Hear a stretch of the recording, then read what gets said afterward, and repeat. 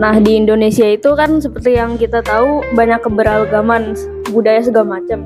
Betul. Kita geser dikit ke Korea gitu, ke Jepang deh. Jepang, baik. Ada yang namanya kayak kita sering dengar kayak Korean style, Japanese style gitu. Gimana caranya budaya kita bisa dikenal jadi kayak gitu? Jadi ada yang namanya kayak Indonesian style gitu. Oh, Indonesian style. Ada nyinggung keunggulan gitu ya kan. Yeah. Nah, maksud dari keunggulan di situ tuh apa? Apa cuman buat turisme doang gitu? Oh.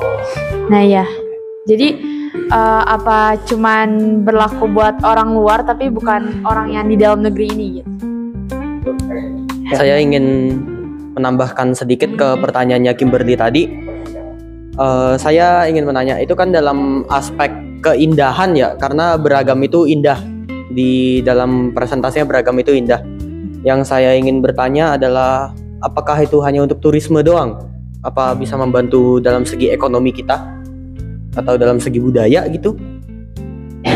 Bisa. Kebudayaan kita itu ada keuntungannya bagi kita sendiri atau tidak? Selain daripada turis, itu ada pemikirannya seperti ini. Kita memiliki keberagaman di dalam negara ini. Alhasil kita memiliki cara pikir yang berbeda, kreativitas yang berbeda.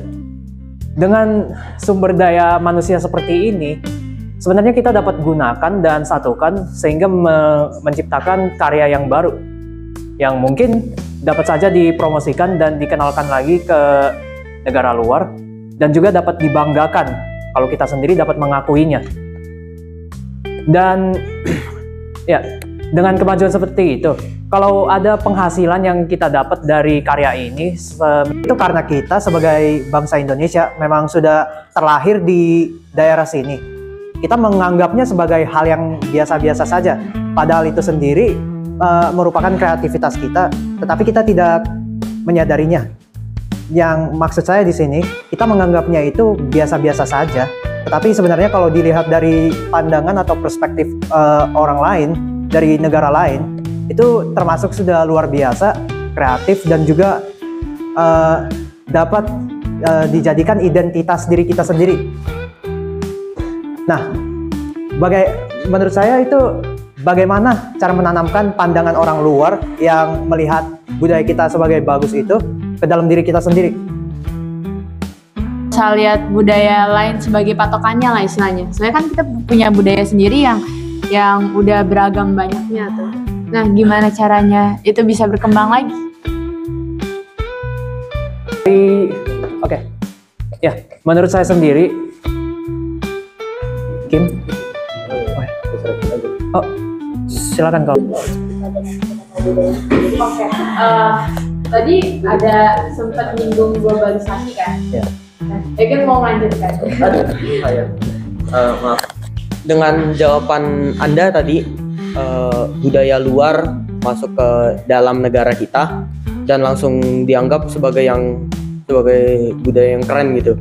Langsung kita mengikuti budaya tersebut, dan budaya kita sendiri ditinggalkan karena menurut kita kuno kan.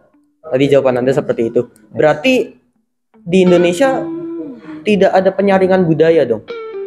Itu yang saya mau tanyakan. Penyaringan budaya ini bisa... Penyaringan budaya kan dampak globalisasi kan adalah budaya sendiri bisa hilang karena tergantikan budaya yang baru kan. Oleh karena itu harus ada penyaringan budaya, mengambil bagian yang baiknya, bagian yang buruknya ditinggalkan. Mirip-mirip seperti itu. Berarti dengan jawaban seperti itu, Indonesia ada nggak sih penyaringan budaya gitu?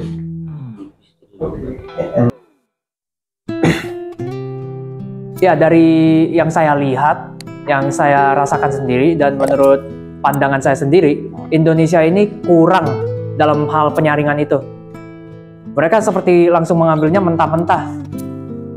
Ya, oke, benar kata teman saya di sini, FOMO. Fear of missing out. Ada contohnya nggak? Contoh. Saya palingan cuman tanya pendapat doang. Gak susah kok, gak susah. Iya. Beneran, jujur. Oke, pertanyaan saya ya. bagaimana cara kita menghadapi orang yang memaksakan kehendak orang lain walaupun sudah dicatat dalam pasal 28 UUD dari tahun 1945? Apakah kita harus mungkin mempenjarai mereka atau mungkin harus kita mengubah pikiran mereka? Tapi kalau kita mengubah pikiran mereka, apakah itu termasuk dalam memaksakan kehendak? What do we have to do in order to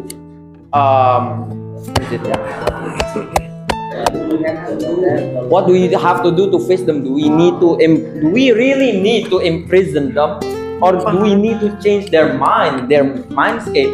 If we change their mind, then doesn't that counts as being obtrude?